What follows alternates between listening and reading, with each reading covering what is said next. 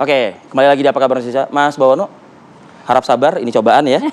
Ada kesempatan dulu buat mereka berdua untuk menanggapi tadi ya mungkin ya. Mas Ari ada yang dikomentari dari pernyataan Rio tadi? Iya, ada beberapa hal terkait yang sampaikan tadi. Rio. Terkait apa, Mas Rio? Terkait apa, ayo? Impor pangan. Impor pangan gitu ya, terkait impor pangan. Ini kan yang perlu dimaksimalkan adalah potensi yang di dalam begitu. Kita sepakat.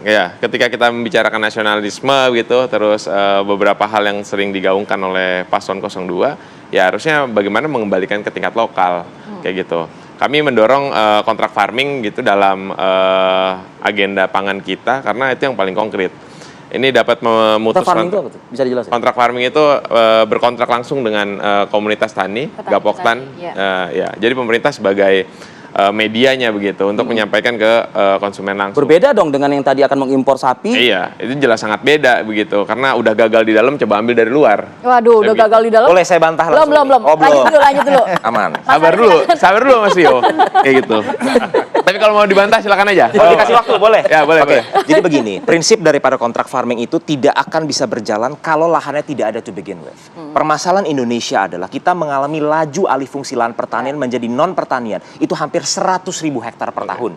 Sedangkan pertumbuhan penduduk kita masih di angka TFR kita di angka 2,1, jadi masih ada sekitar 3 juta lah pertumbuhan penduduk kita per tahun. Boleh kami Untuk menjawab tantangan tersebut, kontrak farming itu bagian daripada intensifikasi dan ekstensifikasi yang diajukan oleh Paslon 02. Jadi saya rasa kubu Amin ini perlu mengapresiasi apa program intensifikasi dan ekstensifikasi yang digaungkan oleh Prabowo Gibran. Oke, Ya, lanjut dalam agenda reforma agraria yang dilakukan pemerintah hari ini kan ya cukup dalam tanda kutip gitu cuma bagi-bagi sertifikat, tidak melakukan redistribusi kayak gitu. Boleh saya bantah lagi nih? Tinggal dulu.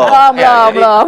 Jadi kunci terhadap lahan itu adalah redistribusi. Ketika kita ngomong reforma agraria sejati itu adalah redistribusi, bukan hanya cuma legalisasinya saja, begitu. Nah, problemnya kan hari ini tanah petani gurem gitu, landless yang cuma punya 0,5 hektar itu setengah lapangan bola itu petani-petani gurem yang hanya memiliki tanah itu. Tapi di beberapa sisi banyak orang-orang nih, salah satunya Paslon 02 yang memang yang dikutip Pak Jokowi sendiri gitu, punya tanah 340.000 hektar gitu. Nah, ini kan jadi tantangan kalau ketika kemarin Gus Muhaimin hampir 500.000. Jadi yang mana yang benar nih? Ya, ada beberapa hal gitu ya. Ya memang 500.000 sama beberapa hak guna dan lain-lain gitu. Ya lebih banyak lagi kan.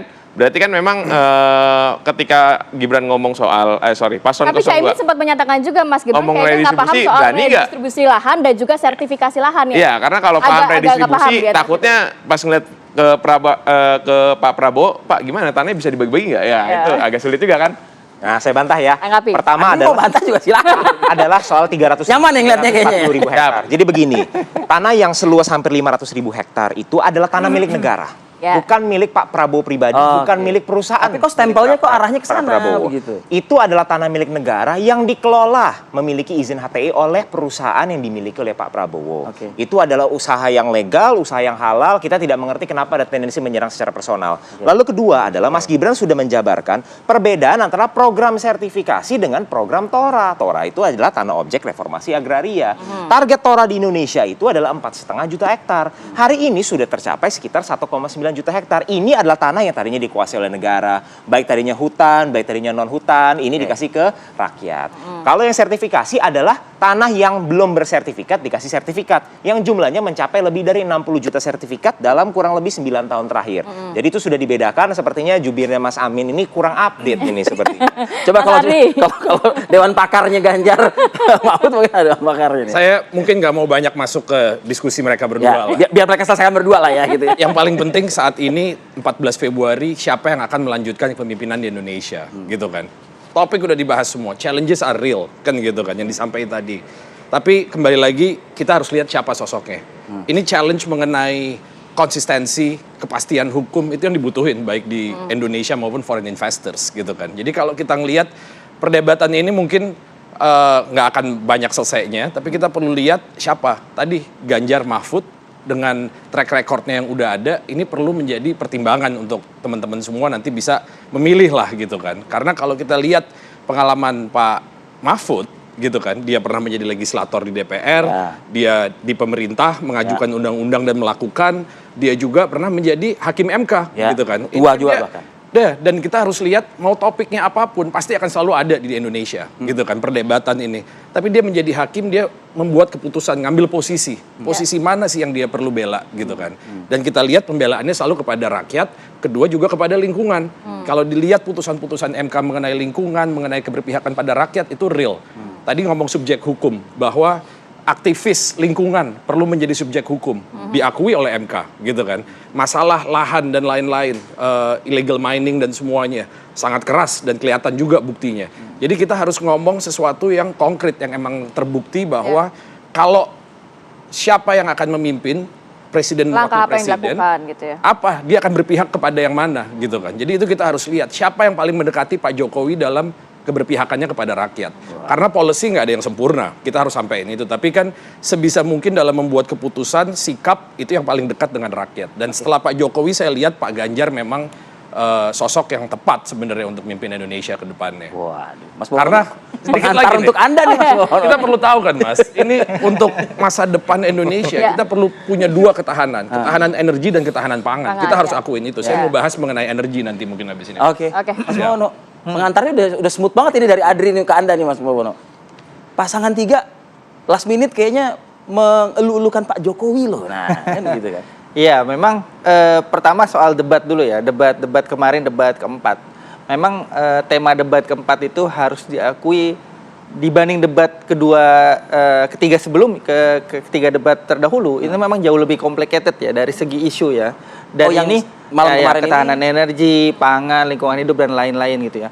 Dari segi isu bagi publik kebanyakan memang itu isu yang bisa dibilang complicated. Banyak hal-hal yang istilah-istilah yang baru kemudian terdengar, greenflation dan sebagainya gitu ya. Yang publik perlu waktu mungkin juga baru di debat itu mereka mendengar gitu istilah tersebut. Nah, kemudian karena itu saya kira publik bahkan ada istilah yang belum baku juga di dunia gitu ya. Gitu ya. Green inflation gitu. Karena itu saya kira publik kemudian akan lebih melihat kepada cara artikulasi dari pasangan calon ya, masing-masing kandidat dalam menyampaikan visi misi. Karena kesulitan tadi publik itu dalam melihat isu itu secara substantif. Jadi gitu ya. publik ini menyoroti substansinya atau gimmick-gimmick yang ada juga di dalamnya sebenarnya lebih besar kemana Mas Pawon? Kalau kita lihat misalnya data survei indikator yang terakhir yang kita lakukan setelah debat ketiga, karena kita belum survei lagi setelah debat keempat ini, itu memang lebih banyak pada dari sisi penyampaian pendapat, artikulasi gitu ya. Misalnya di debat pertama dan ketiga, Pak Anies dinilai relatif jauh lebih unggul gitu ya dalam segi artikulasi. Jadi publik memang lebih melihat kepada artikulate dari masing-masing kandidat gitu ya. Bahwa substansi juga menjadi perhatian, tapi porsinya lebih kepada artikulasi, gaya menyampaikan pendapat, enak didengar atau tidak dan sebagainya itu ya. Itu pertama ya. Kedua, apakah debat ini memiliki dampak elektoral? Kan pertanyaan lanjutannya begitu ya. Nah, kalau kita lihat juga data survei, sebenarnya dari 3 debat yang sudah berlangsung, dampaknya ada tapi tidak besar gitu. Berapa persen sih Mas kira-kira? 9 gitu ya. Artinya begini, tidak menciptakan misalnya volatilitas dukungan suara gitu ya. Artinya dukungan suara dari masing-masing pasangan calon yang sudah terbentuk sebelum debat itu tidak kemudian terjadi volatilitas gitu. Perubahan secara drastis dari tiap pasangan calon. Sebaik apapun atau seburuk apapun penampilan dari pasangan calon. Kenapa?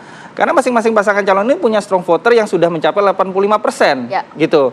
Nah, bagi strong voter ini apapun yang terjadi di panggung debat gitu ya, itu akan tidak mempengaruhi mereka. Undecided voter dan swing voter cukup signifikan nggak? Undecided voter kalau menurut survei kita itu kan kurang dari 6%. Nah, tentu saja bagi undecided voter hal yang terjadi di panggung debat itu akan menjadi atensi, perhatian gitu ya.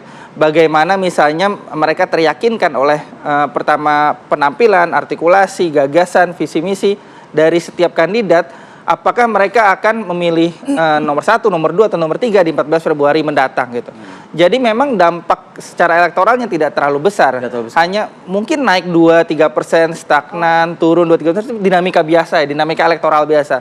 Artinya tidak sampai menciptakan volatilitas yang tinggi gitu di setiap masing-masing pasangan calon. Oke. Tapi apapun itu, sepertinya kalau kita lihat di kondisi kehidupan 1-2 hari ini, cukup keras ya masyarakat kita ya di lapangan. Di media sosial imbas dari gimmick yang tadi mungkin diperlihatkan, dipertontonkan gitu. Kita jeda dulu. Ya. Kami akan kembali saat lagi pemirsa.